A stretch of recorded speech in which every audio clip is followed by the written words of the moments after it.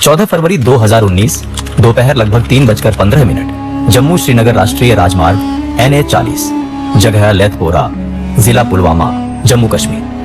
सड़क पर सब कुछ सामान्य था। ठंडी हवा चल रही थी, आसमान साफ था। स्थानीय लोग अपनी दिनचर्या में लगे थे। दुकानों के शटर खुले थे। कुछ लोग सड़क किनारे खड़े होकर गुजरती गाड़ियों को देख रहे थे। उसी रास्ते से CRPF का लंबा काफिला जम्मू से श्रीनगर की ओर बढ़ रहा था। कई दिनों से भारी बर्फबारी और खराब मौसम के कारण जवानों की आवाजाही रुकी हुई थी। इसलिए इस दिन एक साथ 78 वाहनों में लगभग 2500 से ज्यादा जवानों को भेजा जा रहा था। बसें, ट्रक और एस्कॉर्ट वाहन अनुशासन के साथ लाइन में आगे बढ़ रहे थे। जवानों में से कई छुट्टी से लौट रहे थे। कुछ खिड़की से बाहर घाटी का नजारा देख रहे थे। कुछ मोबाइल फोन पर घर के परिवार से बात कर रहे थे। किसी को अंदाजा नहीं था कि कुछ ही सेकंड में सब कुछ खत्म हो जाएगा। हाईवे के किनारे सर्विस लेन में एक सफेद रंग की स्कॉर्पियो चल रही थी। प्रत्यक्षदर्शियों और जांच एजेंसियों के अनुसार उस वाहन में लगभग 300 किलो विस्फोटक भरा गया था। इसमें RDX और अमोनियम नाइट्रेट शामिल था। रिपोर्ट्स के मुताबिक वाहन कुछ दूरी तक काफिले के साथ साथ चलता रहा, जैसे मौका तलाश रहा हो। फिर अचानक उसने रफ्तार बढ़ाई। वह मुख्य सड़क पर मुड़ा और सीधा CRPF की एक बस की तरफ बढ़ा। उस बस में लगभग 35 से 40 जवान सवार थे। स्कॉर्पियो ने बस के बाईं ओर तेज रफ्तार से टक्कर मारी और उसी पर एक भयानक विस्फोट हुआ। धमाका इतना शक्तिशाली था कि आसपास की जमीन हिल गई। सड़क पर एक गहरा गड्ढा बन गया। बस के परखच्चे सैकड़ों मीटर दूर तक जा गिरे। लोहे के टुकड़े, सीटों के हिस्से और कांच हवा में उछल गए। धुएं का घना गुबार पूरे इलाके में फैल गया। कुछ सेकंड तक कुछ दिखाई नहीं दे रहा था। आसपास खड़ी गाड़ियों के शीशे टूट गए। घरों की खिड़कियां कांप उठी। जब धुआं थोड़ा साफ हुआ तो सड़क पर सिर्फ मलबा, घायल जवान और खामोशी थी। उस विस्फोट में CRPF के 40 जवान शहीद हो गए। कई गंभीर रूप से घायल हुए। हमलावर भी मौके पर मारा गया। यह 1989 के बाद सुरक्षा बलों पर हुआ सबसे घातक हमला था। कुछ ही घंटों में पाकिस्तान स्थित आतंकी संगठन जैश-ए-मोहम्मद ने इस हमले की जिम्मेदारी ली। हमलावर की पहचान 22 वर्षीय आदिल अहमद डार के रूप में हुई, जो पुलवामा का ही रहने वाला था। बाद में DNA टेस्ट के जरिए उसके पिता से मिलान कर उसकी पहचान की पुष्टि की गई। लेकिन यह घटना अचानक नहीं थी। इसके पीछे वर्षों का तनाव और संघर्ष था। कश्मीर दशकों से विवाद का केंद्र रहा है। भारत और पाकिस्तान दोनों इस क्षेत्र पर दावा करते हैं। 1980 के दशक के अंत से भारतीय प्रशासित कश्मीर में उग्रवाद शुरू हुआ। भारत का आरोप रहा है कि पाकिस्तान से विद्रोहियों को समर्थन मिलता रहा है, जबकि पाकिस्तान इन आरोपों से इनकार करता रहा है। 1989 से अब तक इस संघर्ष में लगभग 70,000 लोग अपनी जान गंवा चुके हैं। सिर्फ 2018 में ही 570 लोगों की मौत हुई, जिनमें आतंकवादी, नागरिक और सुरक्षा बल शामिल थे। 2016 में बुरहान वाणी की मुठभेड़ में मौत के बाद घाटी में अशांति बढ़ी। सुरक्षा एजेंसियों के मुताबिक उसके बाद उग्रवाद में शामिल होने वाले अधिकतर युवक स्थानीय थे। हालात पहले से संवेदनशील थे।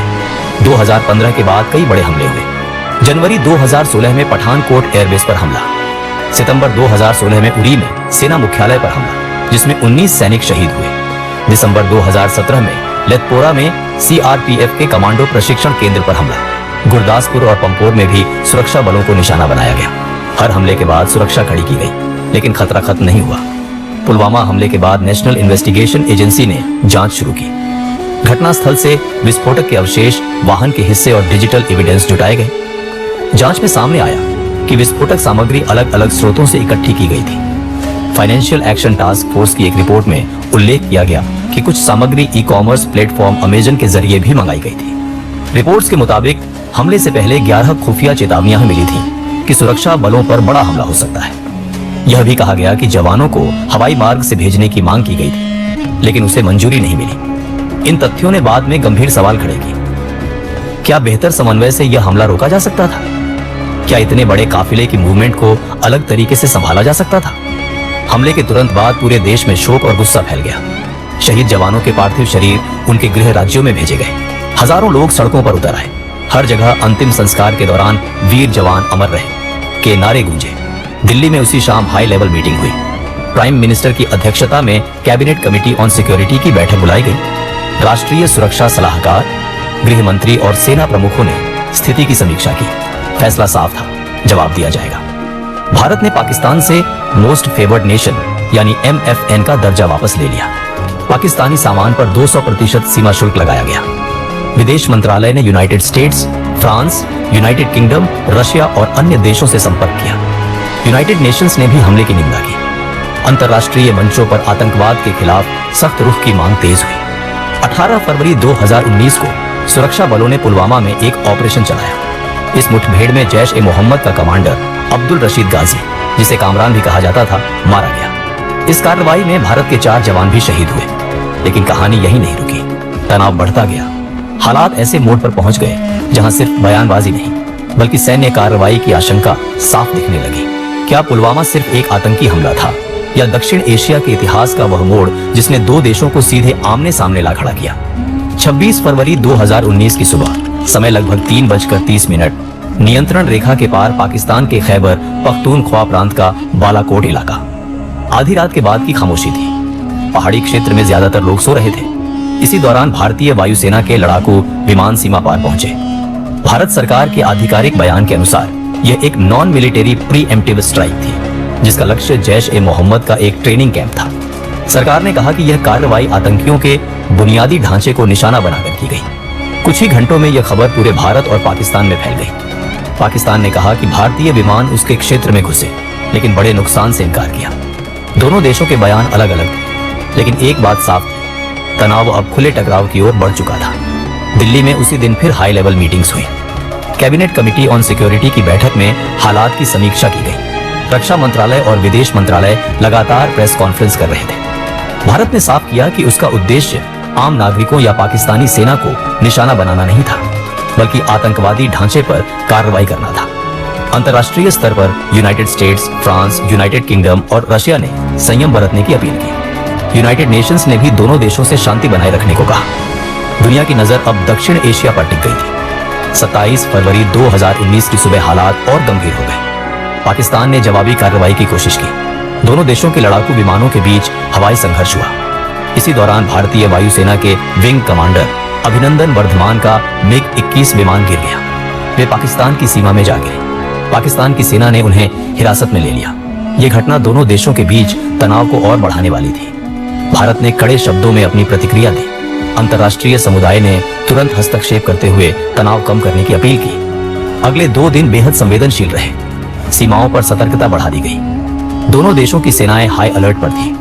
दुनिया को चिंता थी कि 2 परमाणु शक्ति संपन्न देशों के बीच यह टकराव कहीं बड़ा रूप न ले ले। 1 मार्च 2019 को पाकिस्तान ने विंग कमांडर अभिनंदन वर्धमान को रिहा कर दिया। उन्हें वाघा सीमा के रास्ते भारत को सौंपा गया।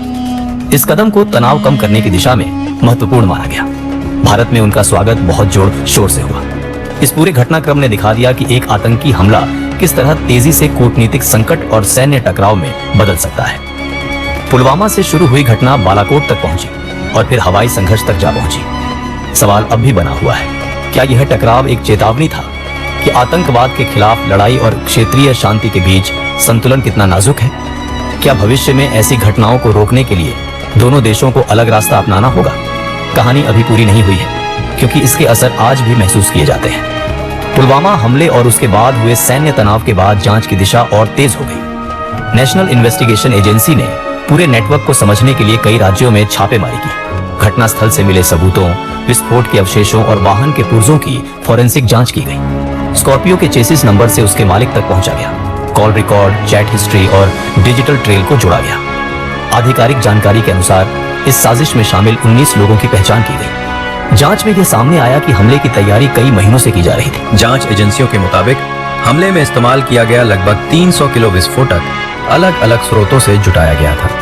RDX और अमोनियम नाइट्रेट का मिश्रण तैयार किया गया और उसे वाहन में फिट किया गया। ये भी सामने आया कि कुछ सामग्री ई-कॉमर्स प्लेटफॉर्म Amazon के जरिए खरीदी गई थी, जैसा कि फाइनेंशियल एक्शन टास्क फोर्स की रिपोर्ट में उल्लेख किया गया। अगस्त 2021 तक मुख्य आरोपी सहित 6 अन्य लोग मुठभेड़ों में मारे जा चुके थे और 7 को गिरफ्तार किया गया था। सुरक्षा एजेंसियों का कहना था कि इस साजिश में स्थानीय सहयोग के साथ सीमा पार से मार्गदर्शन भी शामिल था। हमले के बाद सुरक्षा व्यवस्था में कई अहम बदलाव किए गए। CRPF और अन्य सुरक्षा बलों के काफिलों की मूवमेंट के नियम बदले गए। बड़े काफिलों को छोटे हिस्सों में बांटने की प्रक्रिया शुरू की गई। हाईवे सिक्योरिटी को मजबूत किया गया। विस्फोटक सामग्री की खरीद और ट्रांसपोर्ट पर निगरानी बढ़ाई गई। इंटेलिजेंस इनपुट्स को साझा करने की प्रणाली में सुधार करने के निर्देश दिए गए ताकि अलग अलग एजेंसियों के बीच बेहतर समन्वय हो सके। सरकार ने स्पष्ट कहा कि भविष्य में ऐसी चूक दोबारा नहीं होनी चाहिए।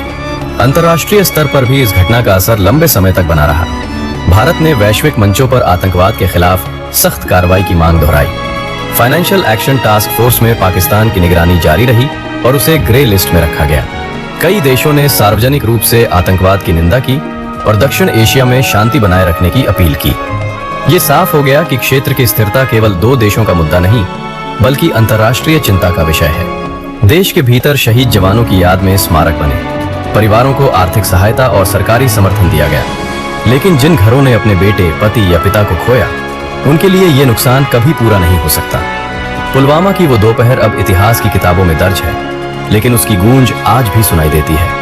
ये हमला केवल एक आतंकी वारदात नहीं था, ये दशकों से चले आ रहे संघर्ष, राजनीतिक अविश्वास और सुरक्षा चुनौतियों का एक निर्णायक मोड़ था।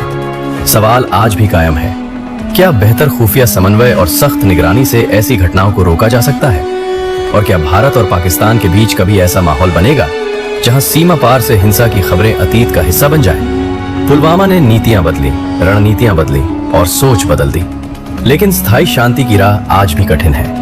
अगर आप ऐसी ही तथ्य आधारित और गहराई से जुड़ी कहानियां देखना चाहते हैं तो चैनल को सब्सक्राइब कीजिए, वीडियो को लाइक कीजिए और अपनी राय कमेंट में जरूर लिखिए।